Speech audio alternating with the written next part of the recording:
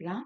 A solid round bar 60 mm in diameter and 2.5 meter long is used as a strut. ஓகேவா?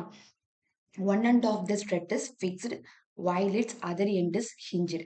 ஓகேவா? நமக்கு ஒரு condition கொடுத்துருக்காங்க. Fixed ஒரு எண்டு வந்து ஃபிக்ஸ்டு, அதர் எண்டு வந்து ஹிஞ்சுடு. ஓகேவா?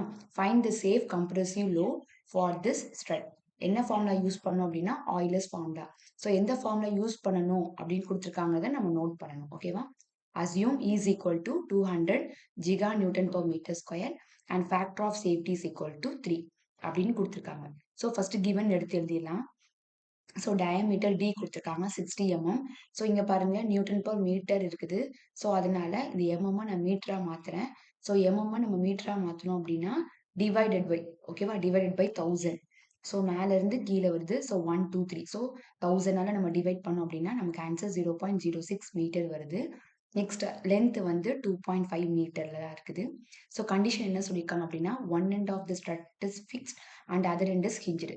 ஸோ இப்போ கண்டிஷன் இருக்கும் போது ஸோ என்ன கண்டிஷன் அப்படின்னா L is equal to L by root 2. ஓகேவா? ஸோ ஃபர்ஸ்டே நம்ம இந்த கண்டிஷன் யூஸ் பண்ணிட்டா ஆயிலர்ஸ் ஈக்குவேஷன் ஃபார்முலா டேரக்டா சப்ஸ்டியூட் பண்ணலாம் அப்படின்னு நான் ஃபர்ஸ்டே சொல்லியிருந்தேன். ஸோ அப்போ L is equal to L by root 2. எல்லோடைய value 2.5 metre divided by root 2. So இதை நீங்க வந்து டிவைட் பண்ணீங்கன்னா உங்களுக்கு ஆன்சர் LE உடைய வேல்யூ 1.76 மீட்டர் அப்படின்னு நமக்கு கிடைக்கும். ஓகேவா? நெக்ஸ்ட் வேற என்ன கொடுத்துருக்காங்க? E உடைய வேல்யூ கொடுத்துருக்காங்க 200 giga newton per metre square. So ஜிகானா 10 பவர் 9. ஓகேவா? So newton per metre square. So factor of safety கொடுத்துருக்காங்க is equal to 3. So first நான் என்ன சொல்லியிருக்கேன், ஆயிலர்ஸ் ஃபார்முலால தான் அப்ளை பண்ணணும்னு சொல்லியிருக்காங்க. ஸோ அதனால நம்மளும் ஆயிலர்ஸ் ஃபார்முலால அப்ளை பண்ணலாம்.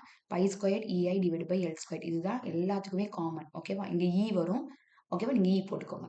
நெக்ஸ்ட் பை ஸ்கொயர் E உடைய வேல்யூ 200 into 10 பவர் 9. I உடைய வேல்யூ நமக்கு தெரியாது. LE உடைய வேல்யூ இந்த 1.76. ஓகேவா? ஸ்கொயர் இருக்குது ஸ்கொயர்.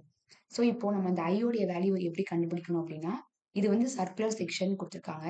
அதனால சர்க்குலர்னால pi D power 4 divided by 64. I கண்டுபிடிக்கிறதா இருந்தா pi D power 4 divide by 64. இதே இது A கண்டுபிடிக்கணும் அப்படின்னா pi D power D square divide by 4ன்னு வரும். ஓகேவா? ஸோ அது வந்து நம்ம பின்னாடி அதே மாதிரி ஒரு சம் இருக்கு, நம்ம பார்க்கலாம். Pi D power 4 divide by 64. So pi டின்னு டயமீட்டருடைய வேல்யூ 4 டிவைட் பை 64. இதை நீங்க சால்வ் பண்ணீங்கன்னா உங்களுக்கு ஐயோடைய வேல்யூ தெரிஞ்சிடும். ஓகேவா? அதனுடைய யூனிட் வந்து மீட்டர் பவர் 4. நெக்ஸ்ட் இந்த ஆயிலர்ஸ் ஃபார்முலா நம்ம சப்ஸ்டியூட் பண்ணலாம். ஸோ பை ஸ்கொயர் இப்போ E உடைய வேல்யூ நமக்கு தெரியும். I உடைய வேல்யூ இப்போதான் நம்ம ஃபைண்ட் அவுட் பண்ணியிருக்கிறோம்.